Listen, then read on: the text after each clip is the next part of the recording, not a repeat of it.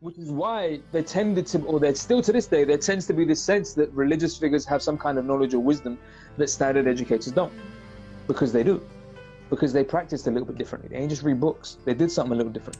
And I'm not saying that every religious figure suddenly.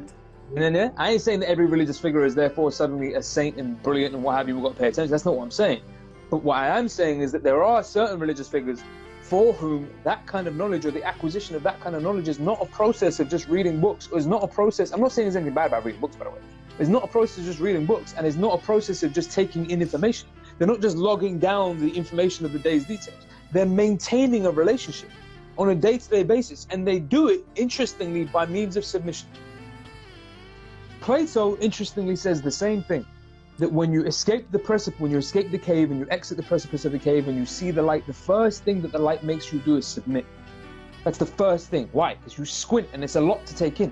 And your first action is to submit before it. The following action is the ethical move to go and save everybody else. You never learn that until you submit yourself. Why? Yeah. And this check this out. You never learn this. Well, this is what I do.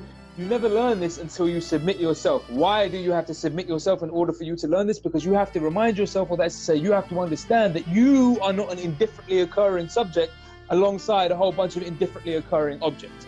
That there is an inherent relationship, a relationship of totality. That's to say, a contextualizing matrix that provides the meaning and framework for your knowledge. That was given to you. And that you understood before you tried to. It's how you can understand. It's how you acquire knowledge. You see what I'm saying?